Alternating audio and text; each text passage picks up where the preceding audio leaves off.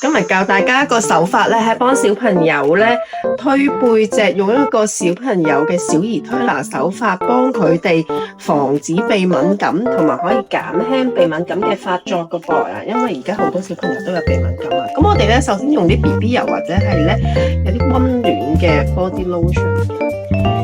首先咧，我哋整個背咧同佢放鬆。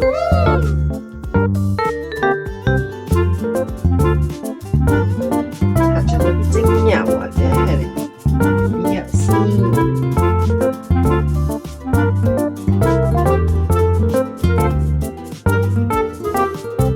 咁我哋個環境咧比較係放鬆啦，同埋咧係溫暖嘅。最好咧就係沖完涼啦，臨瞓前咧家長就可以做啦。咁啊既可以親子，又可以咧幫小朋友調整到個體質，預防敏感同埋感冒嘅。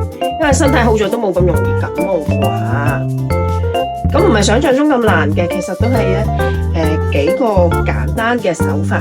嗱，咁首先咧，我哋咧就沿住脊柱，可以兩手交疊咁樣同佢做一個上下來回嘅推，你舒服啊？舒服。冇凍啊吓！咁家長要注意啦，就唔好留有手指甲或者尾甲。同埋咧，要自己嗰個手指頭咧，同埋嗰個指腹、手掌位置咧，都係滋潤嘅嚇。最好睇下會唔會有啲粗糙啊咁咧，都首先自己搽咗 hand cream 先。咁可以來回推1至3分鐘嚇。我哋咁樣由下至上，跟住然之後落翻嚟，咁樣包住佢哋嘅身體。可以咁樣來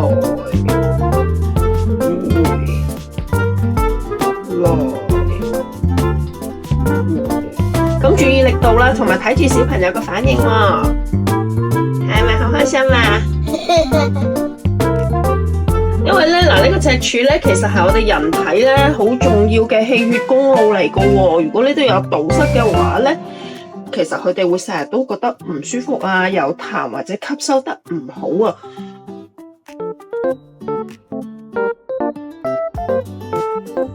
呢個純粹係喺背脊中間嘅脊柱位置來回推嘅啫。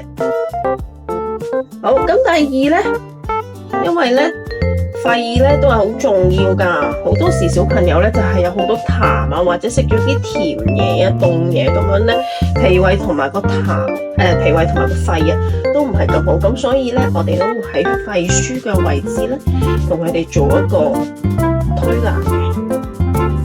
咁睇翻呢個肺部呢，大概係呢個肩胛骨嘅位置啦，可以咁樣同佢來回搓，打橫喺肩胛骨嗰度搓，力度呢要比較輕柔嘅。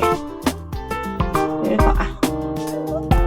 好多時小朋友都會流鼻涕啊、鼻塞啊，朝早起身鼻敏感呢，都係因為呢可能係空調啊、冷氣啊，或者有時夜晚唔冚被殼。咁同佢溫暖翻肺俞呢個位置呢，佢就冇容易儲埋啲痰，同埋冇咁容易感冒啊、咳噶咯噃。時間大約呢都係1至3分鐘。咁另外一個比較重要嘅穴位呢，想介紹俾大家就係一個腰底部嘅腎腧啦。嗱，落到腰呢個位喎嚇，我哋亦都係左右橫推，搓暖佢嘅。呢個可以幫小朋友增強個抵抗力啊，同埋佢嘅消化吸收嘅，會長高啲㗎。咁好多時小朋友咧，可能都係有啲吸收得唔係咁好，冇乜肌肉。咁我腎腧咧，其實係我哋嘅先天嘅穴位嚟嘅，即係腎係屬於我哋人嘅先天啊。咁有小朋友咧，先天可能爭少少，我哋幫佢搓暖佢，幫佢補埋個腎喎。咁如果咧家長熟手嘅話，其實可以肺俞同天樞、肺俞同埋腎腧一齊做嘅。聽唔聽到啊？咁亦都可以打圈。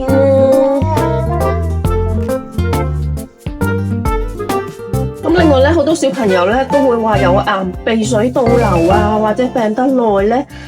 會有可能係喉嚨都成日發炎啊，或者係容易脹起咗鼻塞嘅。我哋可以做呢個分推肩胛骨。首先我哋好似寫一個中國字個八字咁樣，喺佢哋肩胛骨個位置做一個分推。如果覺得咧精油唔係好夠嘅話，可以加少少嘅。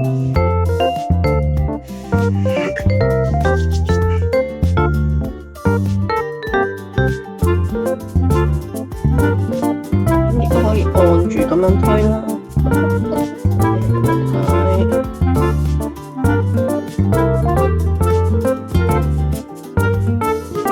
分推肩胛骨。咁另外咧，腰帶我哋都有個百療穴噶噃，咁我哋都要溫暖埋呢一個百療穴，因為呢個係一個陽氣，我哋脊柱底部有個陽氣嘅位置，去搓暖佢。咁一套咁樣嘅推拿手法咧，就可以幫到小朋友增強體質啦，瞓得好啲，同埋咧長高高，身體健康噶啦，情緒咧都可以更加穩定，更加專注。好，今日唔該晒你啦，小毛豆，拜拜啊，拜拜。